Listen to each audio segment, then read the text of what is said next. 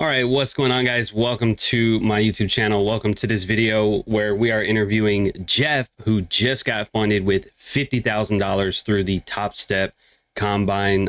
Congratulations, Jeff. How does that feel? Appreciate it. Thank you. Feels great, honestly. It definitely is an achievement and definitely is like a new milestone, a new checkpoint in my, trading career. So it's definitely amazing to be here. Thank you. Yeah, absolutely. So let's first start, I want to say, with mistakes, right? So what were some of the mistakes that you made, not just let's say in your combine, but in your trading career as well? What are some of those hurdles that you had to go through and overcome? Well, the biggest one for me was my emotional side and the emotional side of trading. I think that was probably one of the biggest mistakes that I made during my trading career.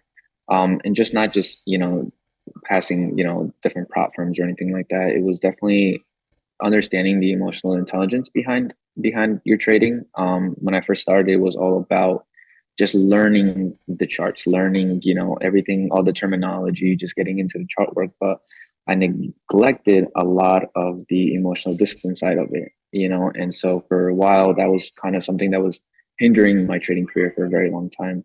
And so that's when I needed to realize and understand that, okay, this is a part where I need to kind of focus on for a little bit, aside from the chart, because the chart work will come, especially when you live trade. But in the experience and everything, but you really have to sit down and kind of ask yourself, like, okay, like my emotional side is kind of what's hindering my growth. And so how do I, really come into here and work on that? And so I think that was probably one of my biggest ones. And just, being aware of like, especially how you trade during those times and how you practice. And I think that's something as well, like practicing and understanding how you practice are two different things. And so I think those were the two mistakes that I really needed to focus on and really kind of just go from there. No, right on. So, speaking of those mistakes, how long did it take you to get through that? Like, how long have you been trading? I've been trading since I was 18, and so I'm 27 now. So I've been trading for like a while now, actually. And so, but like I said, like in the beginning of my trading career, it was all about just chart work. It was all about, they would always talk about, different mentors of mine would always talk about the emotional side of trading, the emotional discipline that you need to really, conquer and really put, dig down deep and really focus on. But I always neglected it. And so when it made me realize like every person's journey is different, especially when it comes to trading. And so, somebody can be so good at their emotional intelligence and their emotional side, their discipline side when it comes to their emotions, when it comes to trading. Others, it might take a very long time. So it took me about, I think, maybe a year or two of just fully focusing on like Mark Douglas, learning the emotional side of trading. And a lot of times, like people don't have that patience to go through that because they just want to make money in trading.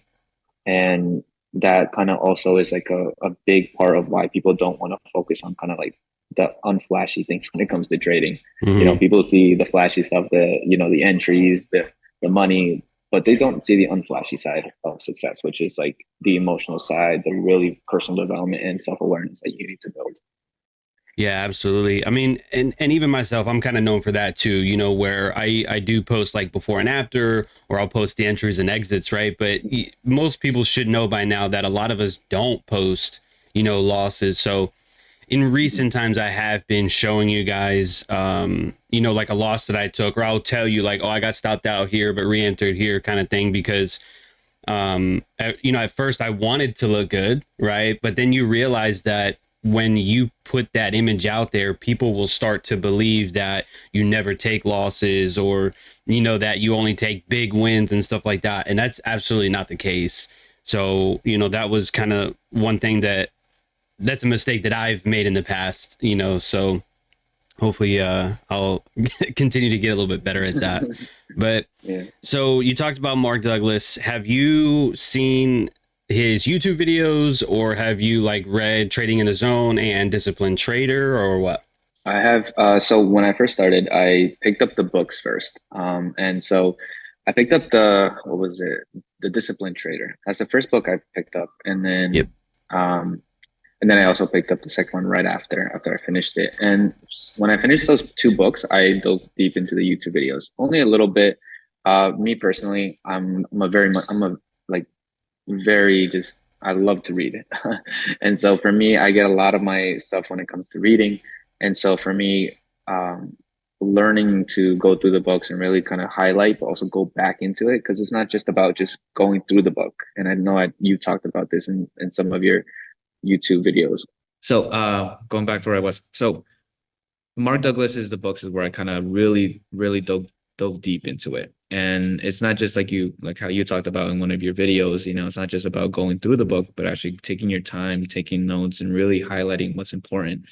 And I think for me, what the best thing was going back and rereading the stuff that I highlighted and actually noting the stuff that kind of hit me. My previous mentors always told me if it's something that not hurts you, but really kind of like hits you deep, it's because that's something that you need to work on. So for me, it was always the emotional intelligence side. And it was always like, building a routine, building a structured way of, your trading plan. And I think for me, I was always an unstructured person. And so when I finally sat down, I was like, okay, no, this is a business. I need to structure it like a business, not just these flashy Instagram people who flash money in trading and stuff like that. Because like I said, there's the unflashy side of success where it's like you have to build a structure and everything like that. Gotcha. No, that makes a lot of sense.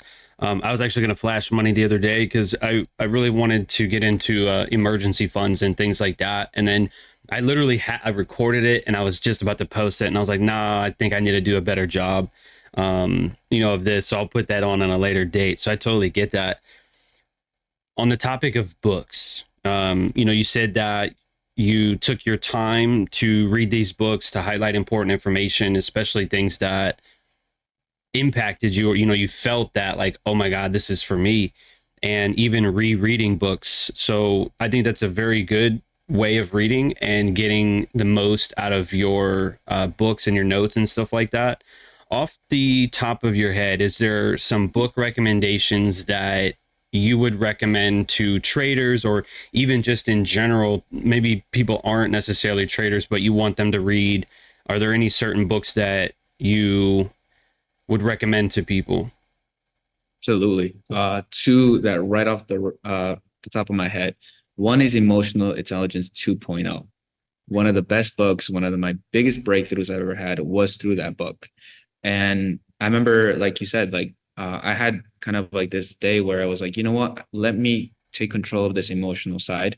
And sometimes like we get so, as traders, we get so, rapid in the whole, like, I need to learn more and more about trading, more and more about chart. But I took a kind of step back in a different perspective and a different route where I was like, you know what, let me work on my emotional side. So what books are definitely more on the emotional side, us like just has nothing to do with trading, but emotional side. And so that's the book Emotional Intelligence 2.0. And then the second one is Psycho-Cybernetics.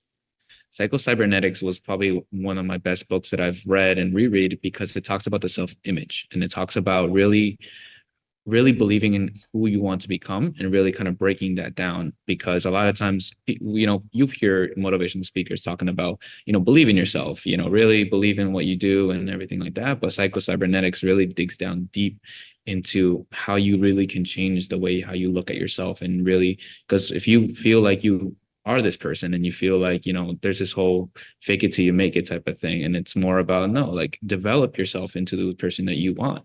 It may take some time, but it's better than, like, I understand like you want to lie to yourself and be like, oh, like, I am this perfect trader. I am this, whatever trader. But if you don't actually put in the work and actually the time to really go deep, dig deep down, it's just, delusion at that point. Mm-hmm. And it's more about like psychocybernetics really goes down to the fundamentals of like, this is how you really change your self-image. And that's one of the biggest breakthroughs that I had. No, that's incredible. I've heard good things about Psycho-Cybernetics. I actually have it. Unfortunately, it was kind of one of those ones that I put on the shelf because I read 2 by 5, read 2 by 5, and unfortunately, it was one of the 5 that I had to put down. So I know exactly where it's at. It's in the corner over there. But Emotional Intelligence 2.0, I have read. I remember I have notes specifically from that one. And off the top of my head, I do know that he talked about energy vampires and things like that. You know, people who take your energy away, who are negative or complaining, you know, and really just draw energy away from positivity. So I definitely think that is one aspect to not just the trading journey, but entrepreneurship, business, relationships, whatever. You know, if you're surrounded by people who are constantly complaining or telling you that trading is a scam, trading doesn't work, I do think that is a big hindrance to traders. So I know earlier we talked about emotional intelligence and, you know, some general mistakes. Did you, for the last 9 years that you've been trading, have you met some of those energy vampires? Have you met some people that, you know, would tell you that trading is a scam, crypto is a scam, nobody makes money, or anything like that? Have you met those kind of people in the last almost 10 years of trading? Yeah, absolutely. And I continue to meet those types of people as well. And I think it's something that, especially in the beginning, it's very hard, especially in the beginning as a trader. And for me, it was my family. It was a lot of my mother and my father, and sometimes maybe the people around me. When for me, it was my mother and my father. So and some people always, around me and people, who I met and stuff like that. But it was always more about my mother and father and my family members because they grew up with a different mindset. My family really grew up with a mindset of like you have to work hard for your money and you have to really kind of like go outside and work hard labor jobs. That's the type of mindset that they had. And so when I first started trading, they didn't believe that you can make money online. It was like a facade. It was like this, like that's not real. And if it is, and if you are making money, they thought it was illegal. And so for a while, not for a while when I was first starting, it really kind of it didn't affect me that much because I had that type of mindset, especially at a young age where I'm gonna do what needs to be done. And if it's for me, I'll do it for me. If it makes me happy. And if I believe in it, it doesn't matter what anybody else says. And the people who I kept really close to me understood that about me and never really kind of, you know, told me not to do it. They would say slight comments in there, but it also really depended on the people who you keep around.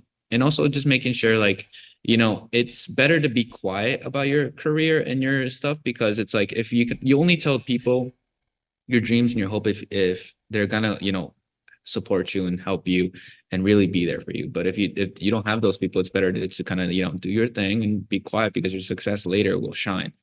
And I think that's what matters the most. It's just you working on your craft, you working in time, and later down the road, people are going to see, the hard work that you put in. And for me, it was that just, I understood that later on where it's like, you know what, let me just keep my mouth, let me keep my mouth shut and just let me do my work. And later down the road, when they do see the lifestyle on Instagram, or they do see pictures of me or see me or hear about me doing whatever, it's like, it's me. That's who I am. I didn't have to tell you who I am. It's my personality, my who I am is going to be reflected on the actions that I take. Absolutely. On the actions that you take. I like that. It's kind of weird, man, because you really don't expect that from your family. You don't expect that from, people that are close to you, right? And your friends and stuff, where once you do start seeing some success, or you start, going down whatever journey, but especially trading, you almost would assume off the bat that they would support you, right? Like, oh, you're trying to make money trading, trying to make money pressing buttons. That's good, for you. I hope it works out, yada yada. Versus, I think sometimes people listen with the intention of just wanting to respond. Yeah. Versus supporting you. And it's so, and I do this, I'm not gonna lie to you, I do this sometimes too, especially online, where sometimes I comment on people's posts just to disagree with them, right? Mm-hmm. But when it comes to like serious topics, I won't do that to people. Like if you have a certain religion or whatever, like I'm not going to argue about that. Or if you want to marry a certain person, I'm not going to argue with you about that. When it comes to trading stuff, a little bit, yeah, I might be like, all right, bro, but Yeah. it's just strange because you don't realize in the beginning how broken people's mindset is. You Mhm. know, like say, and I'm not trying to talk shit about your parents by any means, but I'm just saying for an example, you know, like your parents who, and that's their entire generation. It's everybody in their 40s, 50s, 60s and higher that believed in that: go to school, go to college, get a job, work hard for the rest of your life, and then retire, right? And that might have worked in the 70s, 80s, maybe worked in the 90s. But now that it's 2024, that doesn't work anymore. You know, that doesn't work. Now we have digital entrepreneurship. We have trading, right? Day trading wasn't really available to our parents and their generation. You know, Mhm. they, if they wanted to back in the day, you know, they had to start with like $25,000. And Yep. that was a high barrier to entry, you know, because 25K in the 90s was more like 50, 60K today or something like that, right? So most Yep. people just didn't get into that. So they never saw people succeed in this arena before. It was never available to them. And because they've been established with that mindset, they're stuck with that. And so you don't really realize that until you go through those things, you know, and unfortunately that's just one of the many hurdles that traders face. And so for those of you listening, I hope that it's not too bad for you, but you know, if you're surrounded by blue collar workers, man, working class people, then that's probably something that you're going to unfortunately have to go through. But it is what it is, man. You know, it is what it is. You would almost think for a second that when you're working, right? Like if you're working hard for a company or whatever, it's like somebody owns this company though, right? Somebody is a manager who makes more money, right? Why can't I be that person? Why can't I be the owner? You know, why are we constantly thinking that we should just be bottom level employees grinding out to make money? Why would you not think, well, I could start my own business? I could start my own construction, my own XYZ business, right? And that is where I think people miss that. You know, they don't think that they could take control of their life or take control of their future. Why would you want to keep your future in the hands of another individual? Yep. You Exactly. know? And I also think that, also if your environment is like that, it's very uncomfortable, but changing your environment and forcing yourself to do that is probably the biggest, personal development that you could do, For me, it's like understand that if the job that you have, if it's paying the bills, great. But if it's draining you from constant every day, it's just draining and draining and draining mentally, it's not healthy for you. And so a lot of times we get stuck on like, I need to have this job to pay the bills, and it's more like, of course, like support the family that you need and everything, but it's also like you're not tethered to it. You're not tethered to that job. You can go and switch and find another job that fits your fits your needs and fits the financial side of it. But also, taking the time to understand that a lot of times people work in a field that they're not happy in, and two, that they have no idea if it fits their purpose. And if finding out what fits your purpose is what really matters, because if you're somebody who's very creative, find a creative job. If you're somebody who's very structured, go to it, then an office job might work for you. But if you're somebody who is, free will, that loves to be on their feet, an office job is going to kill you. It's going to kill your mental health, and it's going to keep you there. And like I said, people take jobs because they need to, not because they want to. Mm-hmm. And it's about like you can go find another job that fits your purpose, and then that ties into like finding out what your purpose is, finding out what you really are and who you really are. Because if you can go find a creative job, if you're creative and you can go find a creative job, that job will support you until you can find, like you said, build a side business with that creativity mindset that you have. And I think that's what really helped, especially not just in trading, but just in life in general. Because if you feel great, your trading will help and it will develop over time. And then you won't have that whole eagerness to like, I need to make money now because I have to get out of my job. But if you have a job that you like and you have a job that for now will pay the bills, trading would become less stressful in the end. Yeah, no, I agree. There's a Japanese word, ikigai. I don't know if you read that book, but it's basically, I don't know the exact math to it, but it's basically where you find a job that you're good at, that you can make money from, and that the world needs. Mhm. And there's like one or two more things as well. I'll post that here so you guys can look at it.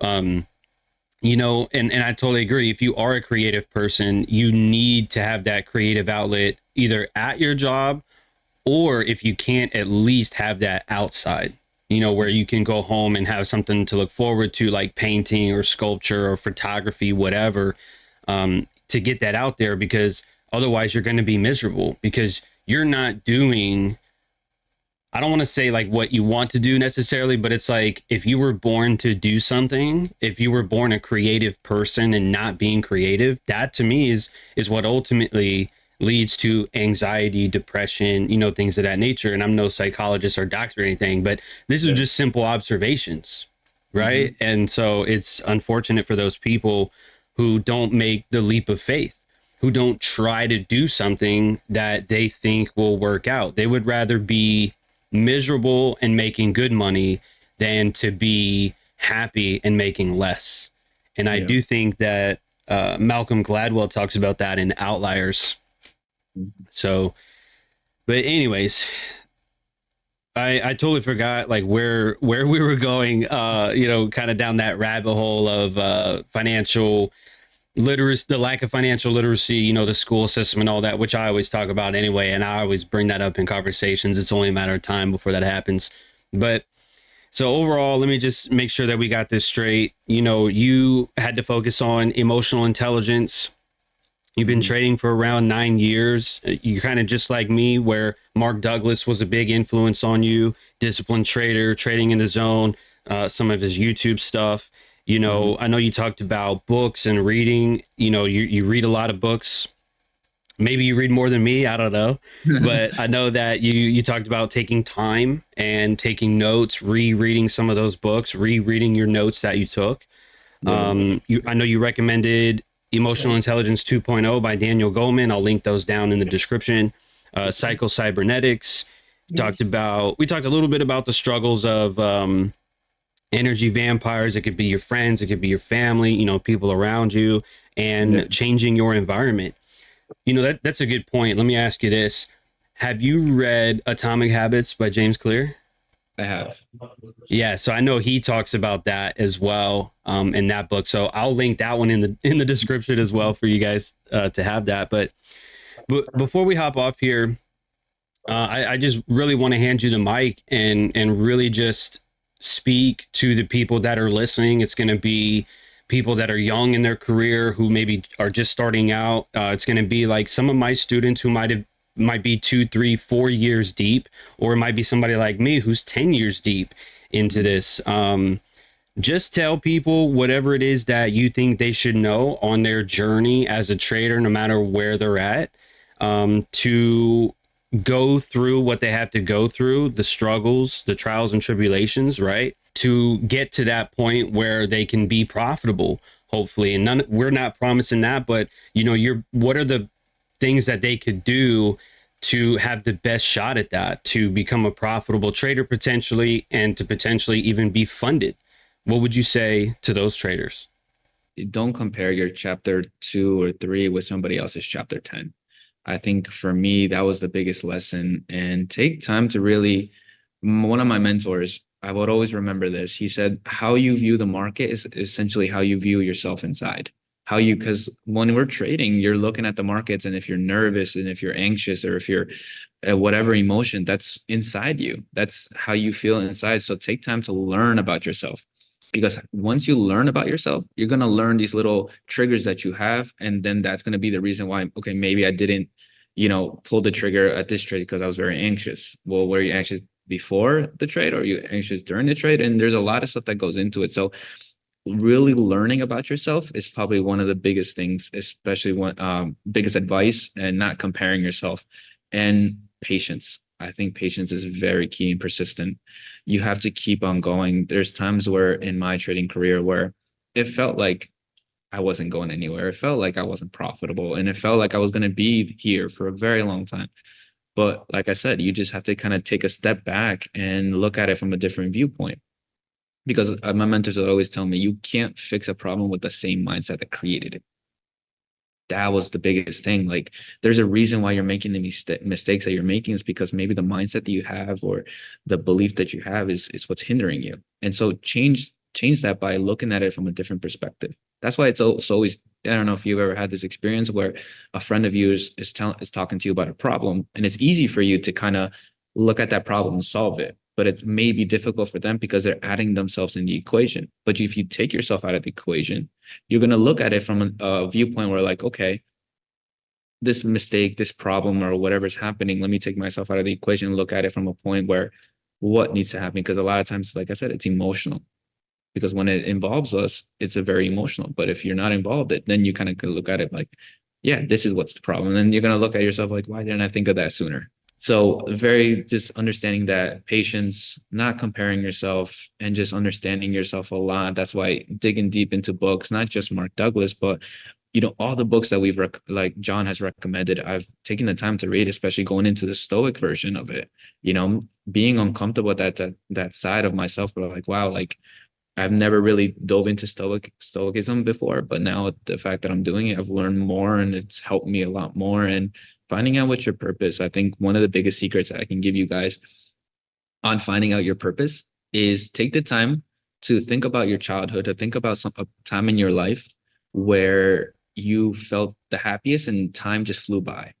For me, example, it was when I was a young kid. I used to play with Legos a lot. And I remember when I was a kid, my mom would buy me the Lego set, and I would sit there for 5 hours straight and build this Lego, and I would build it. I had the booklet there telling me one by one how to put the pieces together. And I remember I did it on the Sunday night. I had school the next day, and I was up. My mother came into my room, thought I was asleep.